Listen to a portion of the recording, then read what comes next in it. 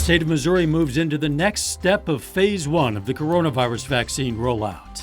We're learning more about the protective measures being set up as inauguration security tightens around Washington. I'm Skyler Henry with the latest on the fallout after last week's riot at the Capitol. The 4 states' most watched news starts now. Missouri officials announced the state is moving into the next step of phase 1 COVID vaccine distribution. This is KOIM News at 5. The announcement came this afternoon at a media briefing on the state's plans. The new step takes effect today and includes first responders and people in emergency services and public health infrastructure such as emergency management and public works. Local health officials say the state's announcement answers a number of unknowns. Well, there's been a lot of confusion as to what groups, what age groups, do I have to have pre-existing medical conditions, underlying medical conditions, and that was not clear fully to us. So this brings clarity. Tonight at 6, we're going to hear more from Larry Bergner and break down what you need to know about the next steps the state is taking for vaccination. Time now for today's KOIM News Now Instapoll. Do you intend to get a COVID-19 vaccine? Your options are yes, as soon as possible, maybe eventually, or never. We'll have an update on the numbers a little bit later in this newscast, and we'll have the final results at the end of our 6 o'clock news. Authorities in Sarcoxie, Missouri are investigating a homicide. Jasper County Sheriff's deputies responded to a medical call at a Sarcoxie home just before 9 last night. In the home, deputies found 46-year-old Bessie Sanders of Sarcoxie dead. Authorities say they're searching for a car that might have been stolen from the victim. It's an ongoing investigation. We're still out there right now. We're trying to piece that together, but we are looking for any information on the vehicle that's missing. We think that's an important piece. So if any of the public can locate that vehicle, we'd appreciate any information we can get on it. This is a photo of that missing car. It's a gray or silver 2015 Subaru Legacy. It has Missouri plates with the number VB1YOE. Again, if you see this car, you should contact law enforcement immediately. Authorities are searching for a person of interest in an Arcadia, Kansas death investigation. He's 37-year-old Nicholas Adams Carrillo. Investigators say he was last seen a little before midnight last night wearing a sleeveless white t-shirt and black sweatpants. They say Carrillo was on foot leaving the area of 111 South Kansas in Arcadia. That's where the KBI and the Crawford County Sheriff's Office are investigating a man's death. Investigators aren't saying much more, but Sheriff Danny Smith tells us it is pressing for them to find Carrillo. Check in with Doug Heddy now for a first look at the weather. Doug. Hey, Dow. It actually turned out to be a decent day for us today. We had some random showers during the morning hours, and then sunshine's been popping out over the past couple hours. It is a little bit cooler today, but still it's fairly nice, 51 for an afternoon high. Any showers that we have seen are now pushing off toward the east, and it looks pretty good as we work through the evening hours, except the winds are going to be strong still and actually pick up a little bit as we head through the overnight hours and then into the daytime hours tomorrow. But this whole storm system is wrapping up. We're going to get on the backside tomorrow. We'll get some light little snow showers and actually cool down quite a bit. Mid-40s right now, but look at the winds. Very strong northwest winds at about 15 to 25, and then, of course, gusts have been much higher than that. Clouds will increase for us tonight, then we'll start to get some light snow showers working in for us tomorrow. Of course, we're going to break this forecast down for you here in just a bit. All right, see you soon. Thanks, Doug. President Trump is on the verge of a historic second Senate impeachment trial on charges of inciting a riot at the U.S. Capitol last week. Due to ongoing threats from some of the president's supporters, Washington is now on high alert and very heavily guarded. Reporter Skyler Henry is on Capitol Hill with more. This afternoon, Vice President Mike Pence is attending an inauguration security briefing at FEMA headquarters. Ahead of the inauguration, thousands of armed National Guard troops are posted at the Capitol, with new fences erected and businesses boarded up. CBS News has learned of a new law enforcement bulletin warning that the success of last week's breach could fuel more violence among domestic extremist groups. There must be no violence, no law breaking, and no vandalism. President Trump released a video Wednesday calling for calm after the House took the historic step of impeaching him for a second time on charges of inciting the U.S. Capitol assault. The impeachment case now goes to the Senate for a trial, which is not scheduled to begin until after the president-elect and vice president-elect are sworn in here at the Capitol next week. In a statement, President-elect Joe Biden urged Senate leadership to find a way to deal with their constitutional responsibilities on impeachment while also working on the other urgent business of this nation. Meanwhile, lawmakers have introduced a bipartisan bill to award Capitol Police Officer Eugene Goodman the Congressional Medal of Freedom for his bravery during last week's attack. The military veteran faced down a large group of rioters and lured them away from the Senate chamber, giving his colleagues enough time to secure the area. Skyler Henry, CBS News, Capitol Hill. CBS News has learned that outgoing White House counsel Pat Cipollone will not defend the president in his second impeachment trial. Another member of the president's legal counsel last time around, Jay Sekulow, is also out this time. The Federal Aviation Administration has issued a rare order that increases the penalties for passengers disrupting flights. The new policy skips counseling or warnings, moving right to penalties of fines of up to $35,000 and prison time. Many incidents from the past year stem from passengers refusing to wear masks. More than 2,700 passengers have been banned for that reason since the pandemic began. The new FAA policy is in effect through March 30th. Still ahead, how a family is working to make wheelchairs safer for people who need them. And next in Health Watch, how coronavirus vaccination efforts are ramping up across the country as COVID deaths continue to surge. Investigators from the World Health Organization are in Wuhan, China. They arrived today to help scientists look into the origins of the coronavirus. The team is undergoing COVID-19 swab testing and will have to go through quarantine before they can start their field research. The visit comes as China reports its first COVID-related death in almost 8 months, and new daily cases are at their highest level since July. For the third time this month, the daily death toll from COVID-19 in our nation topped 4,000 victims. As pandemic continues to surge, the pace of vaccinations is accelerating. The CDC says more than 1 million people in the U.S. received a dose of the coronavirus vaccine yesterday. But the numbers are still far below the roughly 2 million daily injections experts recommend. Chris Martinez reports. Efforts to increase vaccinations are ramping up. In Chicago, the mayor said the city will have 6 new mass vaccination sites by next week. This next phase will prioritize workers in essential industries, including emergency services personnel, people at high risk for COVID-19 illness, and people 65 years or older. The CDC says 10 million Americans have been vaccinated so far, but there have been problems with the rollout. Here in Los Angeles County, health officials say it will take weeks before people 65 and older can get a shot because 500,000 healthcare workers still need to get vaccinated. We actually don't have enough vaccine right now. The urgency to vaccinate comes as COVID-19 deaths are up by 10% or more in 25 states compared to last week. Arizona now has the worst COVID infection rate in the country. At Valley Medical Center in Phoenix, COVID patients now fill all but one floor. It's all COVID all the time. The great majority of patients that come in now are sicker. Days after receiving his second dose of the vaccine, President-elect Joe Biden is set to unveil his massive coronavirus economic relief package this evening. CBS News has learned elements of the bill include $2,000 stimulus payments, extra funding for schools, and expanded unemployment insurance. 3,000 to 4,000 people a day dying is just beyond the pale. It's just wrong. And we can do a lot to change it. President-elect Biden's bill is expected to cost trillions. Chris Martinez, CBS News, Los Angeles.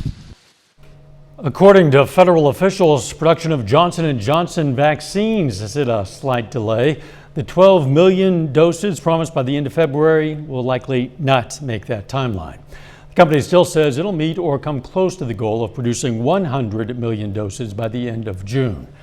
A new study in BMJ suggests a strict low-carb diet may be beneficial for people with type 2 diabetes. 6 months into the diet, researchers found patients reduced their blood sugar levels with or without medication and lost weight without adverse effects. Early COVID-19 lockdowns had less benefit on urban air pollution than first thought, it seems. Scientists in the UK believe the modest reductions were actually brought on by seasonal and weather changes. Doug Hetty is up next with his complete forecast. Later, updated numbers from today's KOAM News Now Instapoll on whether you intend to get a COVID-19 vaccine. And we're going to check out the trend in our nation's unemployment filings.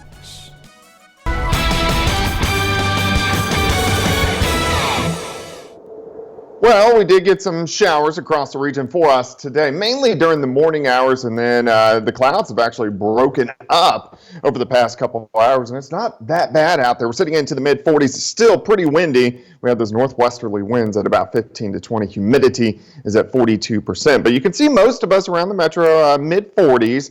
47 in Miami, 45 in Carthage, and this is pretty consistent across the entire four-state area, from Cassville at 45, Neodesha at 50, 43 in Nevada. But the winds are going to stay strong. They've lightened up just a little bit over the past hour or so, but they're going to pick back up as we work through the overnight hours tonight. But we've had winds gusting 25, 30, 35 at times for us today, and it's going to stay very windy tonight.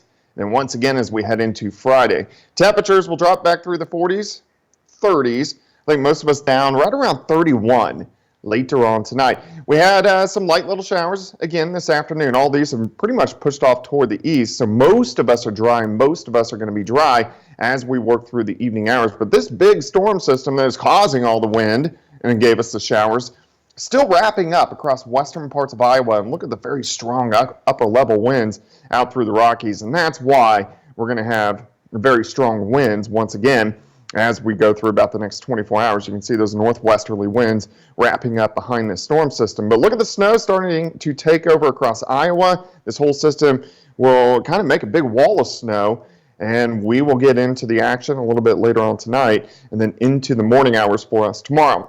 Here's 10:30 tonight, still mid-30s, not that many clouds. Clouds thicken up after midnight. Here's 5:30 in the morning. We could start to get some light snow showers across the region. And then as we go through the day, just periods of light snow showers, especially on the Missouri side. Here's about 3, 4, 5 o'clock during the afternoon. So 31 to start, 34 by noon, high temp of only 35 with those light snow showers. Also with the wind, that means any snow that is falling, it's going to be blowing around pretty tremendously through the afternoon hours. This will taper off tomorrow night. We'll still see partly sunny skies by Saturday, but kind of cold as we only warm right around 40 degrees during the afternoon. All right, snowfall. It's not going to be much, but you can see in our western counties, you may get some flurries, but it doesn't look like anything would accumulate. I think for most of us, we're looking at a dusting upwards to an inch. And then as you work a little farther east, maybe from Nevada, Stockton, over towards Springfield, 1 to 2 inches of snow for us tomorrow. Also, the winds are going to be very strong. Winds are going to be gusting at about 35 upwards to 40 miles per hour. So if we are getting snow, of course, it's going to be blowing around as we work into the afternoon hours tomorrow. 35, 25 tomorrow night, 41 on Saturday, 42 on Sunday. We could get a random shower, a random snow shower late on Sunday. 50 on Monday, but rain moves back in Monday night into Tuesday. We get a break Wednesday, rain back in on Thursday. So our pattern's starting to pick up just a little bit. Yeah, and you know, highs in the 40s for this time of year. It's cold out there, I understand, but still, it's bearable. It's not too bad. Yeah, it's manageable. So. Sure. Thanks, Doug. Coming up, trying to make wheelchairs safer. First, though, we honor a local veteran. Larry Balk served in the U.S. Navy from 1961 to 1964. The Nevada, Missouri native was stationed near Cuba on the USS Randolph, and we are proud to salute Larry Balk, a four-state hero. 965,000 people filed for unemployment benefits last week. That's according to the Labor Department. That's up from the prior week and much worse than expected. Another 284,000 applied for pandemic unemployment assistance, a program for freelance and gig workers, bringing the total number of people seeking federal help to nearly 1.25 million. Your stimulus check should be in the mail by tomorrow. The IRS has a Friday deadline to send out the economic relief payments Congress approved at the end of last year. The agency says eligible individuals who don't automatically receive theirs will be able to claim the funds when they file their 2020 tax return. Dollar General is encouraging employees to get the COVID-19 vaccine by offering some extra cash. The retailer is giving workers 4 hours of regular pay for getting a coronavirus shot. Dollar General, which has 150,000 employees, is among the first large U.S. employers to offer an incentive for staff to be vaccinated. More than 2.7 million Americans rely on wheelchairs to get around. But every year, more than 100,000 are injured in wheelchair-related accidents. Reporter Omar Villafranca shows us one family's innovative push to make wheelchairs safer. As a Grammy-nominated songwriter, Barry Dean is credited with several top Billboard hits. But his best work may be this. You take off and I'll follow you. His daughter's new wheelchair. Catherine, now 20, was born 16 weeks early and with cerebral palsy. Barry and his wife Jennifer remember shopping for Catherine's first power wheelchair when she was only 4. The speed setting on the chair hadn't been adjusted, and she tapped the thing and it took off down the hallway. She was fine, everything was fine, but it scared us. What kind of protection is available on just regular wheelchairs nowadays? A seatbelt. It's really just a seatbelt. In some ways, wheelchair accidents can be more dangerous for the rider than car crashes. But while safety technology, like collision avoidance, has made vehicles safer over time, Barry learned power wheelchairs lagged behind. He sought the help of his brother, Jared, an engineer, and the siblings went to work to make Catherine's wheelchair smarter. After 3 years of trial and error, the result is Lucy, an add-on hardware and software system for power wheelchairs. You've got cameras and ultrasonics and radar. Named after Catherine's favorite Beatles song, Lucy has grown from a family passion project into a company. It does collision avoidance so you won't run into people. It does drop-off protection so you won't drive off curbs. And then it tip-over warning and alerts. Time magazine called it one of 2020's best inventions. What was it like seeing your daughter in that chair for the first time? It was just such a relief. She loves to be outside. She loves to be able to drive around the neighborhood. And for the accomplished songwriter, doing good, it may be his greatest hit. Omar Villafranca, Dallas. It's amazing. A final check of the forecast next.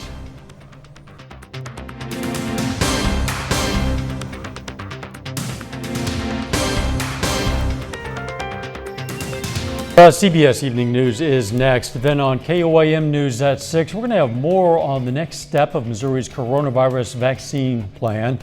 Plus, the Oklahoma State School Superintendent responds to Governor Kevin Stitt's waiver of a mandatory quarantine for schools. And Kansas Governor Laura Kelly outlines her proposed annual budget for the state. Stay with us for the CBS Evening News and then KOAM News at 6. All right, let's check back in for an update on the KOAM News Now Insta poll. Again, the question, do you intend to get a COVID-19 vaccine? At this point, the results are 71% as soon as possible, 41% saying, yeah, maybe eventually, a quarter, 25% say, no, never. You have about 1 more hour to participate, so you want to vote now. We're going to have the final results at the end of our 6 o'clock news. A 1010 drawing by the Belgian artist Hergé sold today in Paris for $3.1 million. Breaks the record for the most expensive comic book art in history, previously set by the artist himself. The 1936 drawing was a cover for The Blue Lotus, the 5th volume of the Adventures of Tintin series. Never made it onto store shelves because it was deemed too expensive to reproduce on a wide scale. But for $3 million, you could have had the cover art, not the comic book. Yeah, the cover art. Check back with Doug Heddy. All right, Dow, it looks fine for us tonight. Clouds are going to start to increase. We'll drop back to about 31 a little bit later on tonight. Now, as we work into Friday, we're going to get on and off snow showers throughout the day. It's going to be very windy, so it's going to be blowing around. I think most of us will be dusting upwards to about an inch of snow, but we'll definitely keep our eyes on it through the evening hours. See you at 6. Let's take care of ourselves and each other.